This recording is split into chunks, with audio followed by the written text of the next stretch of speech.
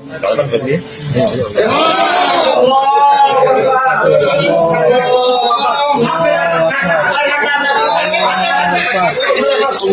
Akbar. Halo guys, balik lagi dalam channel gua. Guys, hari ini gua akan menceritakan kisah dan kasus dari Lombok, yakni seorang wanita dibunuh lalu jasadnya dimasukkan dan ditemukan di dalam septic tank. Bagaimana kronologi dari kasus ini? Yuk kita simak videonya. Hari ini, gua ingin mengajak kalian berkenalan dengan sosok dari korban, yakni seorang wanita muda berusia 27 tahun, kelahiran 13 Juni 1995, bernama Nurminah. Wanita ini dikenal sebagai sosok wanita yang ceria dan humoris. Sikap dan ucapannya serta kelucuannya menjadi penghibur bagi siapapun yang mengenalnya, sehingga Nurminah ini memiliki banyak teman. Selain itu, Nurminah pun dikenal sebagai wanita yang sangat ramah. Nurminah memiliki kulit sawo matang, merupakan sosok wanita produktif dan pekerja keras. Nurminah tidak pernah absen kerja, terkecuali jika dirinya sedang sakit. Diketahui, Nurminah bekerja di sebuah warung sate hajat di wilayah Labu Api, Lombok Barat. Sementara untuk statusnya sendiri, Nurminah adalah seorang janda beranak satu, dan kini anaknya duduk di bangku sekolah kelas 5 sekolah dasar. Pasca menjanda itulah Nurminah bertemu dan berkenalan dengan seorang pria bernama Inyoman Bude alias Imam Hidayat berusia 30 tahun. Yang kebetulan saja mereka ini pernah bekerja di tempat yang sama. Lantaran adanya kecocokan satu sama lain, akhirnya keduanya pun memutuskan untuk menjalin asmara, dan itu sudah berjalan selama 3 tahun lamanya. Menurut kakaknya yang bernama Sarina, hubungan antara Nurminah dengan kekasihnya itu terlihat mesra. Keduanya sering jalan bersama kemanapun, bahkan keduanya pun berencana akan menikah. Meskipun sepintas hubungan keduanya berjalan baik, namun ternyata ada sisi gelap dari sosok Imam Hidayat ini, sosok pria yang sangat posesif dan temperamen. Nurminah pernah bercerita pada keluarga jika dirinya pernah mendapatkan kekerasan fisik pada saat sedang bekerja di warung sate. Bahkan pasca dari keributan itu, Nurminah kerap mendapatkan intimidasi, ancaman melalui pesan WhatsApp. Namun anehnya, Nurminah memilih bertahan dengan hubungan toksik dengan pria itu. Diketahui Imam Hidayat memiliki rumah yang berada di perumahan Geria Perembun, Desa Parampuan, Kecamatan Labu Api, Lombok Barat, di mana rumah tersebut telah selesai dibangun sejak tahun 2020. Sehingga sudah 5 tahun Imam mendiami rumah itu. Selain itu, Imam pun diketahui telah memiliki istri dan anak. Namun, apakah statusnya sudah bercerai atau belum, tidak ada info mengenai hal tersebut. Namun, Imam ini lebih sering terlihat sendirian di rumah tersebut. Seiring berjalannya waktu, 2 minggu sebelum Nurminah ini menghilang, Nurminah masih bekerja di warung sate. Lalu Nurminah sempat menerima gaji dari owner sate hajat yang bernama Haji Khairani.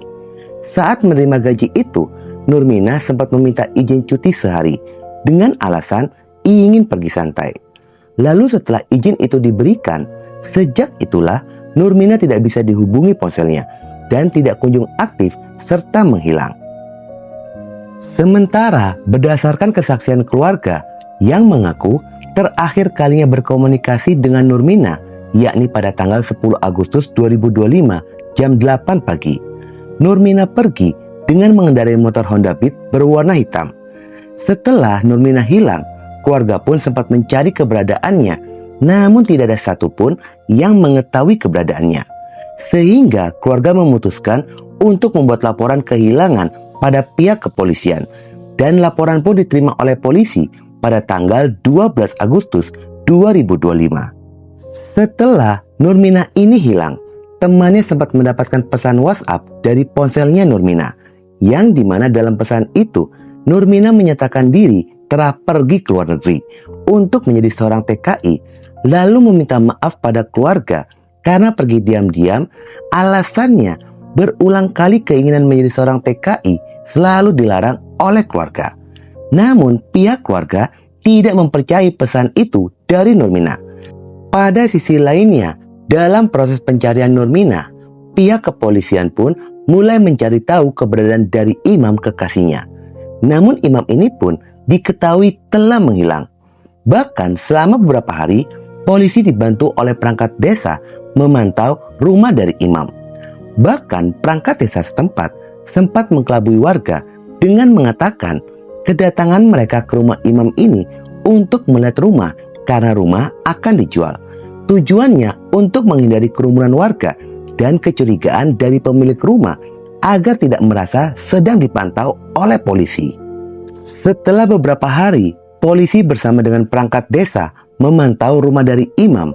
Terlihat imam ini tidak pernah pulang ke rumahnya. Bahkan saat malam tiba, lampu rumah pun tidak dinyalakan. Dengan adanya kecurigaan terhadap imam kekasih korban, pihak kepolisian terus menelusuri keberadaan dari Imam Hidayat. Dan polisi berhasil menemukan keberadaannya yang berada di daerah Mataram.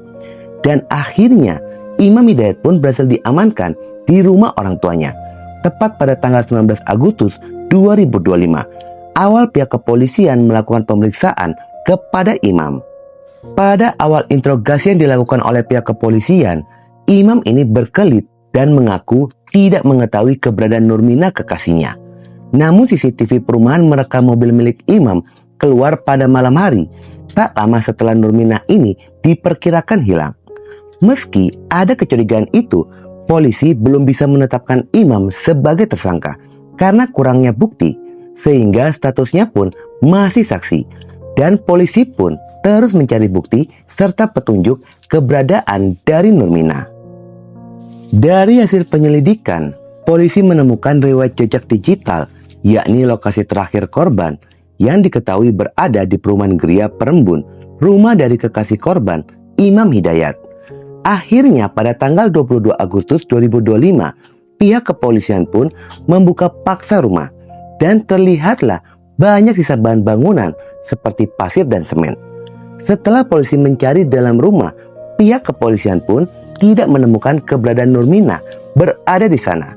Namun, ada satu titik yang menjadi perhatian polisi, yakni sebuah lubang septic tank yang berada di dalam rumah. Lubang tersebut terlihat baru saja dicor sekitar 4 hingga 5 hari. Saat dipegang masih terasa basah. Namun, imam kembali memberikan kesaksian palsu.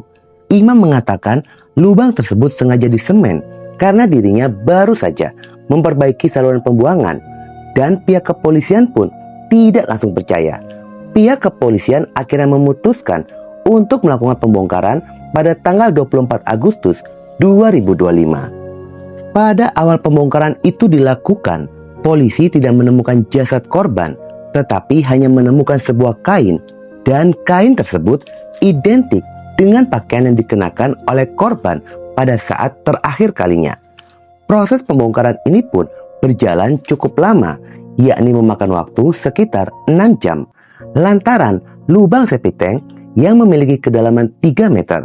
Setiap dalam 1 meter lubang tersebut dicor menggunakan semen. Setelah pihak kepolisian berhasil membongkar semen yang berada di kedalaman 3 meter itulah, akhirnya jasad Nurmina pun berhasil ditemukan setelah 12 hari hilang. Posisi jasad pada saat ditemukan dalam posisi kepala ke bawah dan kaki di atas, serta korban pun ditemukan tanpa busana dan telah membusuk. Jasad Nurmina segera dikeluarkan dan dievakuasi menuju ke rumah sakit. Pihak kepolisian pun masih mendalami kesaksian dari Imam Hidayat pembunuhan terhadap kekasihnya itu. Pada hari Senin sore, tanggal 25 Agustus 2025, pecah tangisan histeris keluarga ketika mobil jenazah tiba di rumah duka yang berada di desa Beleka, kecamatan Gerung. Pada sisi lainnya, pelaku imam awalnya mengaku jika korban ini telah dipukul lalu pingsan. Setelahnya kepalanya pun terbentur ke lantai. Namun hasil penyelidikan menunjukkan fakta yang berbeda dengan pengakuan dari pelaku. Kronologi pembunuhan ini bermula pada tanggal 10 Agustus 2025 yang dimana korban janjian bertemu dengan pelaku dan lokasinya adalah rumah pelaku. Mirisnya kedatangan korban berujung tragis. Saat berada di rumah terjadilah keributan setelah pelaku ini menemukan adanya percakapan antara korban dan mantan kekasihnya. Korban dan pelaku berdebat hebat. Dari pertengkaran itu, pelaku memukuli korban berulang-ulang kali. Namun pertengkaran itu pun sempat mereda dan mereka sempat melakukan hubungan badan. Usai dari hubungan badan, masalah yang sudah reda kembali memanas. Lalu pelaku ini kembali memukuli korban dan korban Nurmina yang sudah kesakitan meminta pelaku untuk membunuhnya saja. Lalu korban mengambil senapan angin milik pelaku. Pelaku pun mengambil dari tangan korban dan mengancam akan menembak kepala korban menggunakan senapan angin. Dan ternyata itu bukanlah ancaman saja. Pelaku Imam ini mengambil senapan angin dan mengisi peluru. Sembari marah dan terus memaki, pelaku menodongkan senapan angin pada wajah korban dan menembakkan senapan itu yang mengenai pelipis mata korban hingga akhirnya korban pun kehilangan nyawa. Demi bisa menghilangkan jejak pembunuhan itu, pelaku menyeret tubuh korban lalu memasukkannya ke dalam septic tank dan mengecornya. Pembunuhan ini pun dilakukan oleh pelaku sendiri tanpa dibantu oleh pihak manapun. Hingga pada akhirnya kasus pun terungkap. Atas perbuatannya, pelaku Imam terjerat beberapa pasal. Salah satunya adalah pasal 340, pembunuhan berencana dengan ancaman pidana mati. Guys, inti seri dari kisah ini, kalau sudah mendapati pasangan toksik, jangan diteruskan. Lebih baik menjauh dan menghindar. Biasanya pasangan toksik memiliki gangguan psikologi. Dampaknya akan buruk ketika menghadapi masalah.